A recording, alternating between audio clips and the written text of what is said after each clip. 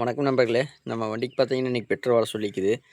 ஏன்னு சொல்லி பார்த்தீங்கன்னா இந்த கீரு கரெக்டாக உள்ளேயுமே வெளியே வரமாட்டேதுங்க. இப்போ வருது, ஆனால் ஃபுல்லாக வரல. உங்களுக்கு பார்க்குறதுக்கு வர மாதிரி தெரியுது.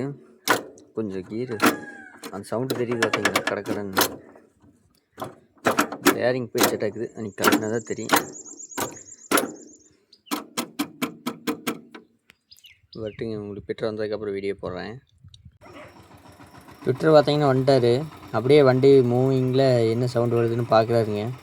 ஆனால் அவர் அப்பவும் சொன்னார், சவுண்டு ஒன்றும் பெருசாக தெரியல தம்பி, அதுதான் லாக் ஆகிருக்குது அப்படின்னு சொல்லி சொன்னாருங்க. பார்க்கல, நீ என்னாச்சுன்னு கழட்டி பார்த்தா தான் தெரியும். இவர் பார்த்தீங்கன்னா செம்பாபுத்தூர், அதாவது சத்தியமங்கலத்தில் இருக்கிறாருங்க. நம்மளுக்கு எப்பவுமே வந்து பண்ணி கொடுப்பாரு. இவர் பார்த்தீங்கன்னா அவருக்கு ஒரு அசிஸ்டண்ட்டாக வந்திருந்தா அப்படி இவரு டில்லர் வச்சுக்கிறாருங்க. இப்போ அப்படியே வந்தோடனே எல்லாம் கலட்டுறக்க ஆரம்பிச்சிட்டாங்க. முழு வீடியோ என்னால் எடுக்கவே முடியல. ஏன்னு சொல்லி பார்த்தீங்கன்னா ஒரு பொருள்லேயே நான் வாங்குறதுக்கு போயிட்டேன். அந்த டைமில் இவங்க பார்த்தீங்கன்னா எல்லாம் அதுக்கான அடுத்த வேலை என்னமோ பண்ணிகிட்டு இருந்துட்டாங்க. வண்டி இந்த முன்னாடிக்கு அந்த ஹேண்டில் கட்டினாவே அங்கே ஒன்றும் விஷயம் இல்லைங்க. வெறும் பெட்டு மட்டும்தான் இருக்குது. கியர் பாக்ஸ் அவ்வளோதாங்க. இப்போ இந்த கீழே கரை எடுக்குது பார்த்தீங்களா, அதுக்குமே அந்த பெண்டு மாதிரி வருது பார்த்தீங்களா, அந்த கனெக்ஷன் ஒன்று இருக்குதுல்ல, அதில் துருப்பேறி போச்சுங்க. துருப்பேறினங்காட்டிட்டு அந்த ராடு கரெக்டாக வேலை பண்ணாமல் விட்டுருச்சு. இத்தனை மண்ணு மேறினங்காட்டிக்கு அது ஈஸியாக அந்த புழுதிகளில் அந்த இது பைப் சொருகிற மாதிரி இருக்குது, அதுக்குள்ளே போய் ஸ்ட்ரக் ஆகிடுச்சிங்க.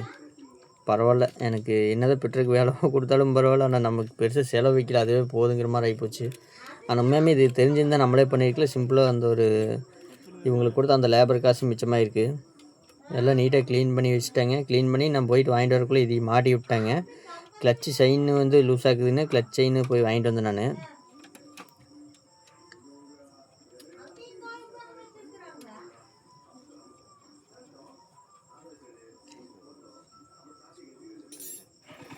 அவ்வளோதாங்க, வண்டி செக் பண்ணி ஓடி பார்க்குறாங்க. பிரேக்கு எல்லாமே கரெக்டாக வச்சுட்டு சொல்லிட்டேன். ஏன்னா இவர் வச்சு கொடுத்த ஒரு டைமும் கூட நம்மளுக்கு அந்த பிரேக் மட்டும் மிஸ் ஆனதே இல்லை. கரெக்டாகவே எப்பவுமே இருக்குது. ஏன்னா பிரேக் ரொம்ப முக்கியம். நம்ம விஸ்குன்னு போட முடியாது. அதே மாதிரி விஸ்குன்னு நம்ம கீர் மாற்றி பிரேக் போடுற மாதிரி இருந்தாலும் வம்புதாங்க.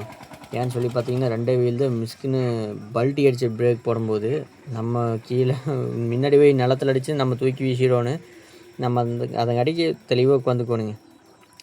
சரி, கீர் பாக்ஸுமே ஏதோ லைட்டாக சவுண்டு வருதுன்னு அதையும் கழட்டி பார்த்தாருங்க. நல்லா லைட்டாக அந்த இதில் வந்து கவரில் உரையுதுன்னு அதை அப்படியே கழட்டி விட்டு அந்த பேரிங்கும் அப்படியே உள்ள தள்ளி விட்டாருங்க.